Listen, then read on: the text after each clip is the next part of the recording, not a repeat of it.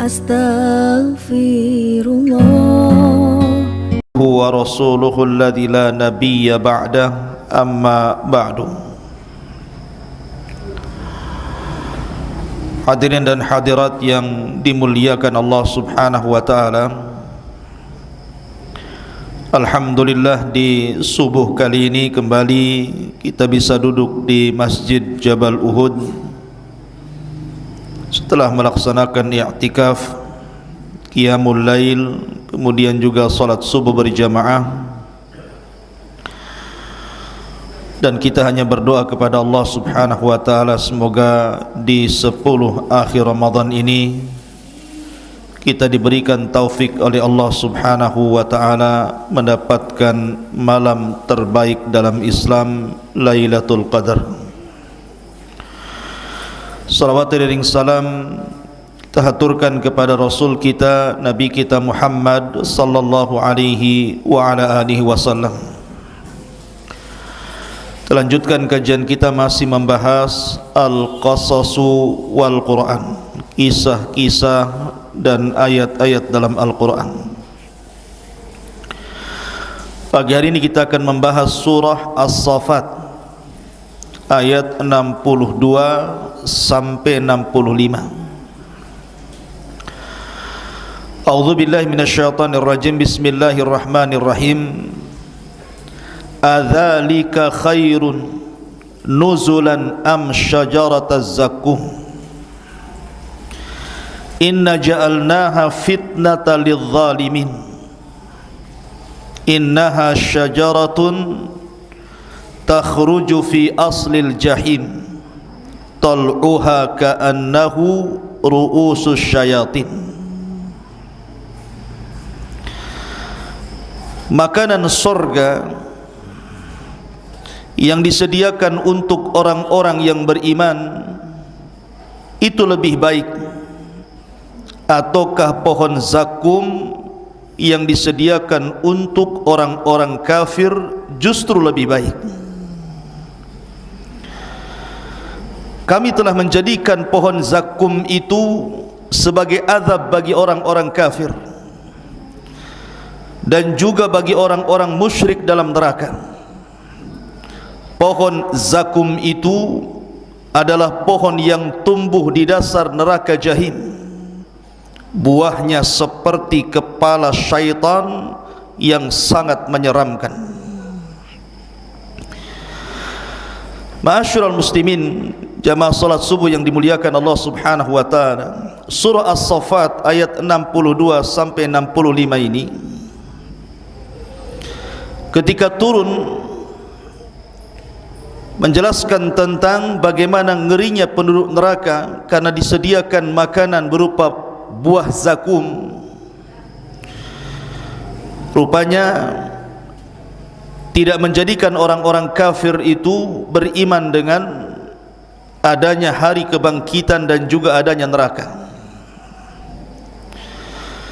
Ketika Nabi SAW di Isra Mi'rajkan oleh Allah, kemudian diperlihatkan neraka. Kalau Rasul ketika Isra Mi'raj masuk ke dalam surga, bahkan melihat istana Umar bin Khattab radhiyallahu an dan bidadari yang disediakannya.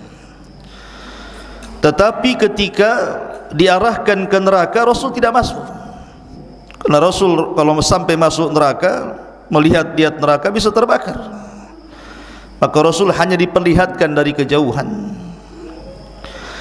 Lah salah satu yang diperlihatkan kepada Nabi SAW adalah syajarataz zakum.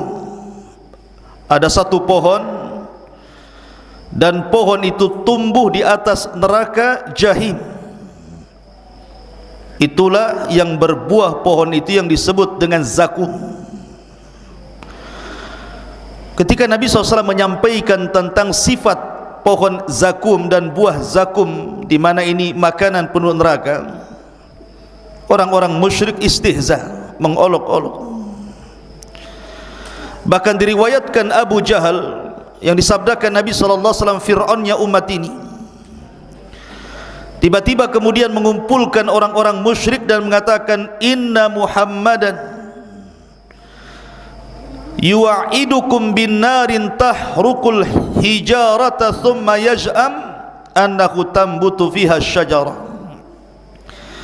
Lihat si Muhammad itu sedang menakut-nakuti kalian katanya dengan neraka yang akan membakar pohon-pohon. Tiba-tiba dia menyangka bahwa di atas neraka itu tumbuh sebuah pohon yang disebut dengan zakum. Mereka kemudian menggunakan logika, kalau ada api kemudian disodorkan kayu, pasti kayu itu terbakar. Bagaimana mungkin kayu yang disodorkan kepada api langsung terbakar, tiba-tiba ada pohon yang tumbuh di atas api? Apa enggak terbakar pohon itu maksudnya? Makanya Allah Subhanahu wa taala mengatakan inna ja'alnaha fitnatan lidzalimin. Kami jadikan cerita tentang syajaratuz zakum itu fitnah, ujian bagi orang-orang zalim. Mana mungkin ada pohon tumbuh di atas neraka, sementara neraka itu berupa api dan bisa membakar kayu bakar. Akhirnya kemudian Abu Jahal mengatakan kepada jariyahnya, kepada pembantu perempuannya, dan mengatakan, tahukah engkau apa itu zakum? Zakum, kata Abu Jahal, adalah at-tamr waz-zabid. Dia adalah kurma dan roti. Itulah zakum katanya. Akhirnya kemudian Abu Jahal mengatakan, kemarikan zakum kepadaku katanya. Kemudian Abu Lahab pun, Abu Jahal pun istihza, mengolok-olok tentang syajaratuz zakum. Kalaulah nanti Allah berikan syajaratuz zakum, ku makan, karena zakum adalah kurma dan juga roti katanya. Kurang ajar enggak? Kurang ajar Abu Jahal ini. Hanya karena logika bahwa tidak mungkin pohon tumbuh di atas api, dia lupa bahwa innallaha ala kulli syai'in qadir. Allah itu atas segala sesuatu maha mampu. Ma'asyiral muslimin yang dimuliakan Allah Subhanahu wa taala, cerita tentang makanan dan minuman penuh neraka. Pertama, cerita tentang zakum, dan itu difirmankan di banyak ayat dalam Al-Quran. Salah satunya suratul Dukhan ayat 43-46, inna syajarataz zakum ta'amul athim kal muhli yaghli fil butuni kaghalyil hamim. Sesungguhnya pohon zakum itu adalah makanan bagi orang-orang yang berbuat dosa. Rasanya seperti lelehan logam yang mendidih di dalam perut manusia, seperti air mendidih yang sangat panas dan bisa membakar. Kalau antum melihat YouTube, antum klik saja pohon zakum, maka kemudian akan muncul gambar-gambar tentang buah zakum. Bahkan saya pernah melihat ada orang yang kemudian mengupload, inilah pohon zakum yang kelak akan dimakan oleh penduduk neraka, hidup di utara Saudi. Jadi ujungnya memang kayak tengkorak tuh. Itu bisa lihatlah di Google tuh. Pertanyaannya, apakah memang buah zakum itu ada di dunia? Maka kita katakan bahwa mustahil pohon zakum itu ada di dunia. Dalilnya apa? Dalilnya sabda Nabi sallallahu alaihi wasallam, "Lau anna qitratan minaz zakum qutirat fi biharid dunya la afsadat ala ahli dunya ma'ayishahum fa kaifa biman yakunu ta'amuhum." Kata Rasul, kalaulah saja setetes dari zakum itu menetes di lautan bumi ini, niscaya akan menimbulkan kerusakan terhadap kehidupan penduduk manusia di dunia. Dari sini menunjukkan bahwa tidak mungkin ada pohon zakum itu di dunia, karena kalau seandainya ada, rusak kehidupan semua manusia. Berarti itu namanya zakum-zakuman namanya, bukan zakum beneran ya. Tidak ada pohon zakum di dunia ini. Makanya Allah Subhanahu wa ta'ala dalam ayat ini mentasbih sesuatu yang majhul, tidak diketahui, dengan sesuatu yang tidak diketahui juga. Perhatikan, Allah mengatakan innaha syajaratun takhruju fi aslil jahim tal'uha ka'annahu ru'usus syayatin. Pohon zakum itu hidup di dasar neraka jahim, hidup di neraka, tumbuh di neraka. Kemudian Allah mengatakan tal'uha ka'annahu ru'usus syayatin, buahnya seperti kepala-kepala syaitan. Ada orang yang pernah melihat kepala syaitan, ikhwan? Enggak ada. Siapa yang pernah melihat kepala setan? Kayak apa memang setan itu? Ada orang-orang marah sama kawannya, setan kau katanya. Itu bukan itu. Karena setan itu sifat. Tapi kalau yang dimaksud setan itu adalah jin yang jahat, siapa yang pernah melihat jin?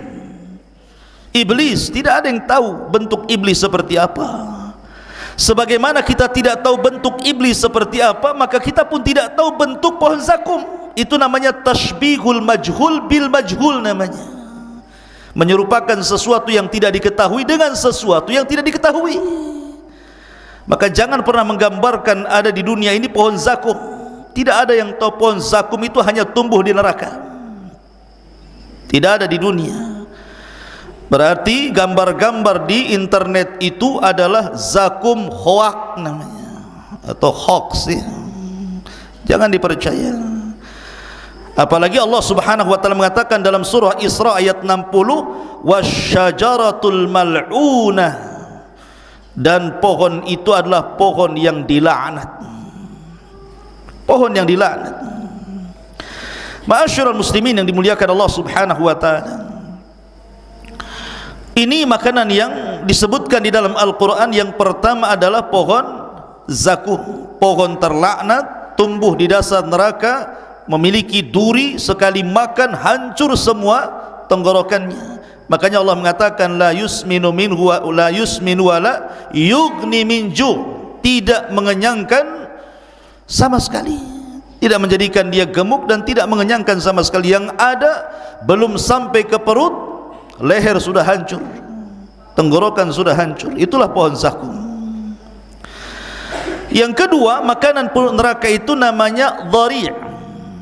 Dan itu disebutkan di dalam surah Al-Ghashiyah ayat 7, ayat 6 sampai 7. Laisa lahum ta'amun illa min dhari', la yusmin wa la yughni min ju'. Mereka tidak memperoleh makanan selain dari dhari', tidak menggemukkan dan tidak pula menghilangkan lapar. Apa itu dhari'? Ada yang mengatakan bahwa dhari' itu sejenis tumbuhan yang berduri. Kalau pohon duri di Hijaz, Hijaz itu Mekah Madinah, ada pohon yang berduri, orang-orang menyebutnya dhari'. Nah, penduduk Hijaz mengatakan bahwa itu disebut dhari', dan itu beracun. Buah dhari' itu kalau dimakan beracun, sekali makan mati. Racunnya sangat mematikan. Bahkan tidak ada manusia yang mendekati pohon dhari' itu di Hijaz sana, karena memang kalau seandainya termakan daunnya atau buahnya, itu langsung mati. Racunnya sangat ganas. Lah, ini dhari' yang ada di dunia, ikhwan. Bagaimana dhari' yang ada di neraka? Walaupun mungkin ada dhari' istilah orang-orang Arab Hijaz sana, tetapi Abdullah bin Abbas radhiyallahu anhu mengatakan, radhiyallahu anhuma mengatakan, laisa fid dunya minal jannati syai'un illal asma'. Kata Abdullah bin Abbas radhiyallahu anhuma, perbedaan kesamaan di sorga dengan di dunia itu hanya sekedar nama saja, tetapi hakikatnya berbeda. Di dunia mungkin ada dhari', tetapi di sorga ada dhari', sama nama dhari', tetapi tentu akan berbeda hakikatnya. Ma'asyiral muslimin yang dimuliakan Allah Azza wa Jalla, ini yang kedua. Yang ketiga namanya ghislin. Allah mengatakan dalam Al-Quran, wala ta'amun illa min ghislin, tidaklah penduduk neraka itu memakan sedikit pun kecuali mereka memakan ghislin. Apa itu ghislin? Ahli tafsir mengatakan seperti yang dikatakan Abdullah ibn Abbas, bahwa ghislin adalah sadidu ahli nar, nanahnya penduduk neraka. Itulah ghislin, makanan penduduk neraka itu adalah nanahnya penduduk neraka sendiri. Ada juga yang mengatakan ma yakhruju min luhumihim, cairan yang keluar dari daging-daging penduduk neraka. Subhanallah ikhwan, itulah makanan penduduk neraka. Jadi pertama zakum, yang kedua dhari', yang ketiga ghislin. Ada yang mengatakan bahwa tumbuhan ini cuma satu, tetapi kemudian cabangnya meliputi seluruh neraka. Semua neraka ada cabangnya. Ada juga yang mengatakan setiap neraka itu memiliki pohon-pohon ini. Ada juga yang mengatakan bahwa ada penduduk neraka itu kalau dia masuk neraka makanannya zakum saja. Ada penduduk neraka yang lain kalau masuk ke neraka itu makanannya dhari saja. Ada juga penduduk neraka itu kalau masuk ke neraka makanannya ghislin saja, tidak ada yang lain. Tapi ada juga yang mengatakan diganti-ganti.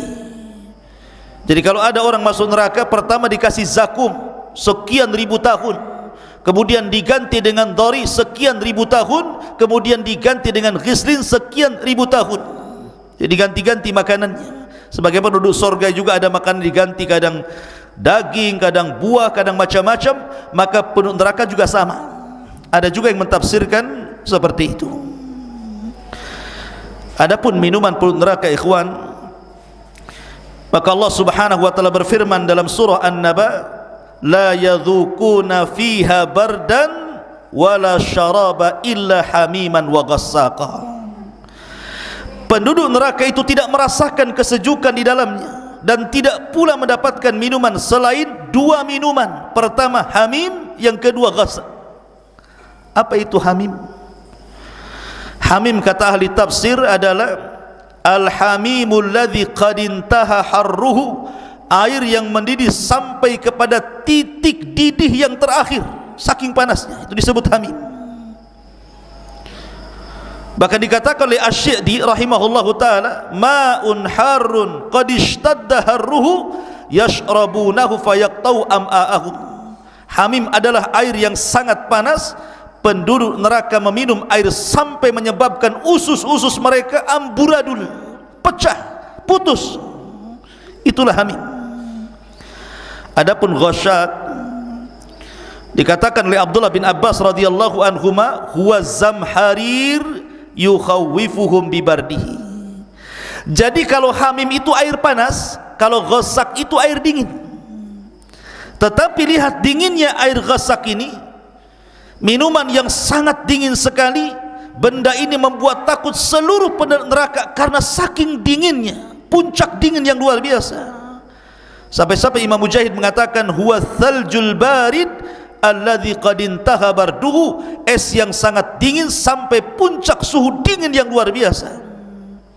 Huwa alladzi yasilu min juludihim. Ghasaq adalah cairan yang keluar dari kulit-kulit penduduk neraka. Ma yakhruju min absarihi minal qayhi wad dam, cairan nanah dan cairan darah yang keluar dari mata-mata penduduk neraka itu disebut ghasaq. Lah itu minumannya. Jadi yang satu air panas sekali, yang satu air dingin sekali. Ma'asyiral muslimin yang dimuliakan Allah Azza wa Jalla, wajar kalau suatu ketika Hasan Al-Basri rahimahullahu taala suatu ketika sedang mengajar seperti ini,